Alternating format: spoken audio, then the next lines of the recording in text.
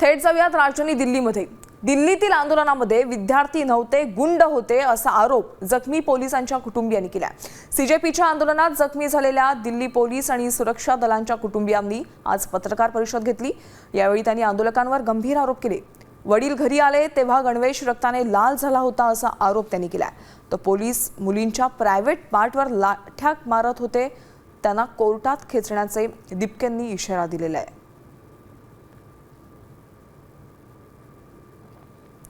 तर आंदोलनात विद्यार्थी नव्हते, गुंड होते असा आरोप करण्यात आलेला आहे। अशातच आपण पाहतोय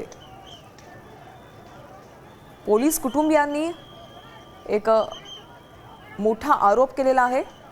जेव्हा वडील घरी आले तेव्हा गणवेश रक्ताने लाल झालेला होता असा आरोप पोलिसांच्या कुटुंबियांनी केलेला आहे। तर दुसरीकडे आपण पाहतोय सीजेपीचे संस्थापक अभिजित दिपके यांनी एक गंभीर आरोप केलेला आहे।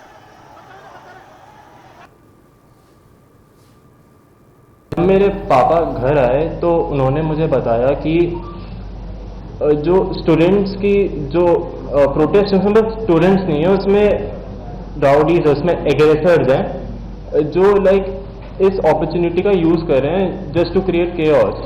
एंड ऑन 25 में अनप्रोवोक्ड उन्होंने मेरे पापा उनकी टीम के ऊपर पेल्टिंग स्टार्ट कर दी।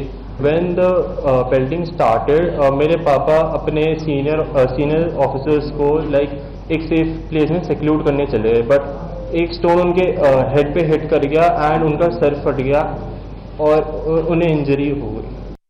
जो संदीप लांबा आहे त्यांनी एका मुलीला चापट मारलेली, हिम्मत कसं काय झाली त्यांची मुलीला चापट मारायची? प्रायव्हेट पार्ट्सवर लाठ्या मारल्यात पोलिसांनी आणि आज परिवारांना पुढे करतायत।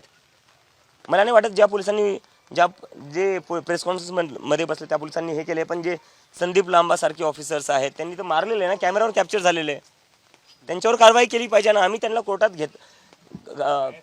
कोर्टात आम्ही त्यांना नेल्याशिवाय सोडणार नाही। ज्या ज्या पोलिसांनी मुलींवर अत्याचार केला आहे, त्यांच्या प्रायव्हेट पार्ट्सवर लाठ्या मारल्यात, त्या पोलिसांना आम्ही सोडणार नाही।